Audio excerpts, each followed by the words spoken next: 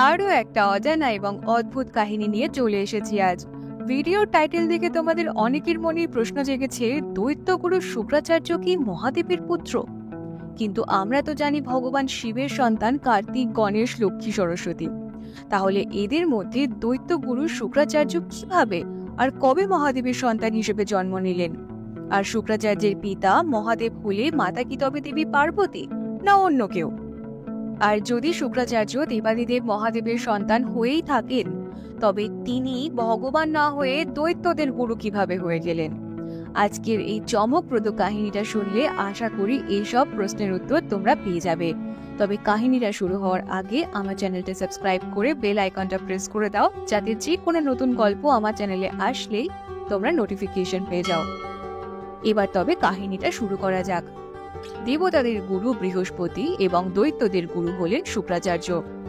এই দুজনের মধ্যে কে সবথেকে বেশি শক্তিশালী এবং বুদ্ধিমান তা বলা একটু কঠিন, কারণ ছোটবেলায় তারা দুজনেই একই গুরু অঙ্গিরা ঋষির কাছ থেকে শিক্ষা লাভ করেছেন।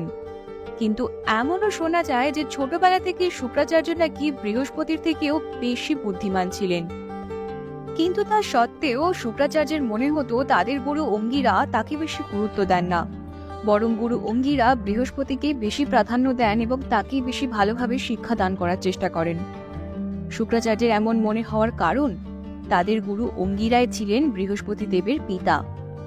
ধীরে ধীরে শুক্রাচার্যের এই মনোভাব আরো বাড়তে লাগলো যে ঋষি অঙ্গিরা তার থেকে নিজের পুত্র বৃহস্পতিকেই বেশি স্নেহ করছেন এবং তার প্রতি পক্ষপাতিত্ব করছেন। এই ব্যাপারটা কিছুতেই মেনে নিতে না পেরে ক্রোধিত হয়ে শুক্রাচার্য একদিন ঋষি অঙ্গিরার আশ্রমে শিক্ষা লাভ করা ছেড়ে দেন এবং ঋষি গৌতমের কাছে গিয়ে বাকি শিক্ষা লাভ শুরু করেন। ওদিকে কিছুদিনের মধ্যে শুক্রাচার্য জানতে পারেন যে বৃহস্পতি দেবকে দেবতাদের গুরু হিসেবে নির্বাচন করা হয়েছে। বৃহস্পতি শুক্রাচার্যের থেকে কম বুদ্ধিমান হওয়া সত্ত্বেও তিনি দেবতাদের গুরু হয়ে গেলেন, এই ভেবে শুক্রাচার্য অত্যন্ত অশান্ত হয়ে উঠলেন। কারণ শুক্রাচার্য নিজে মনে মনে সর্বদা দেবতাদের গুরু হওয়ার স্বপ্ন দেখতেন। স্বপ্ন ভেঙে যাওয়ায় শুক্রাচার্য ঠিক করেন তিনি অসুরদের গুরু হবেন, কারণ দেবতা এবং অসুরদের মধ্যে দ্বন্দ্ব সর্বকালের। কিন্তু সেখানেও এক অসুবিধা, কারণ সবসময় যুদ্ধ হলে দেবতাদের কাছে অসুররা পরাজিত হয়ে যায়, আর পরাজিত হয়ে প্রতিবার অসুরদের দল বেশ কিছু শক্তিশালী অসুরদেরকে হারায়। অসুরদের গুরু হয়ে শুক্রাচার্য ভাবলেন এরকমটা বেশি দিন চলতে দেওয়া যাবে না। এর বেশ কিছুদিন পর সমুদ্র মন্থনের সময় দেবতা এবং অসুরদের মধ্যে সেই বিভীষিকাময় যুদ্ধ বাঁধল। অমৃত পাওয়ার জন্য দেবতারা অসুরদের বধ করতে শুরু করলে একে একে মারা যেতে লাগলো সব শক্তিশালী অসুররা।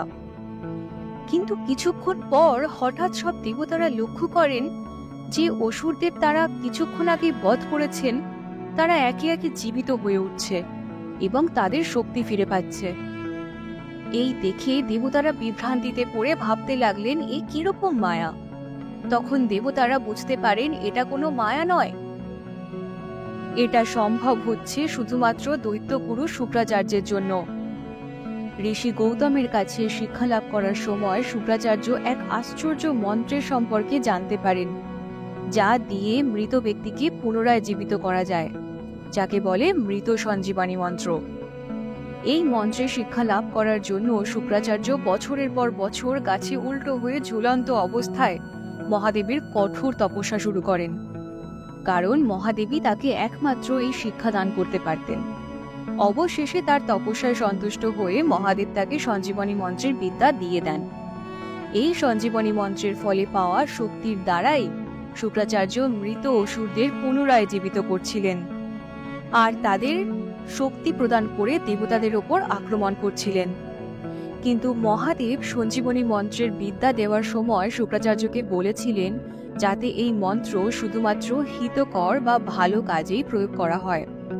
কিন্তু শুক্রাচার্য সেই কথা অমান্য করে দেবতাদের বিরুদ্ধেই এই মন্ত্র প্রয়োগ করে দেবতাদের মেরে ফেলতে উদ্যত হলেন।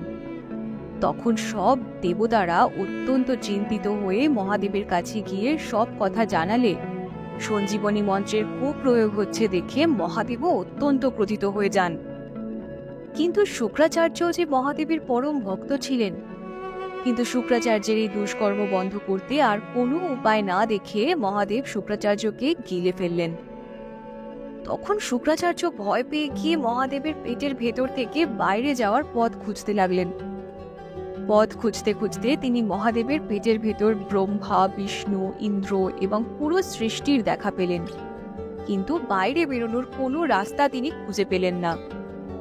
তখন আর কোনো রাস্তা না দেখে তিনি মহাদেবের পেটের মধ্যে থেকেই তপস্যায় বসে মন্ত্র জপ করতে শুরু করেন।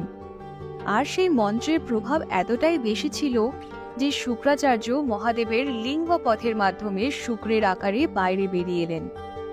বাইরে এসে শুক্রাচার্য মহাদেবকে প্রণাম করেন এবং এইভাবে মহাদেবের শুক্রের আকারে শুক্রাচার্যের আবির্ভাব হওয়ার কারণে মহাদেব ও মাতা পার্বতী দুজনেই শুক্রাচার্যকে তাদের পুত্র হিসেবে স্বীকার করে নেন।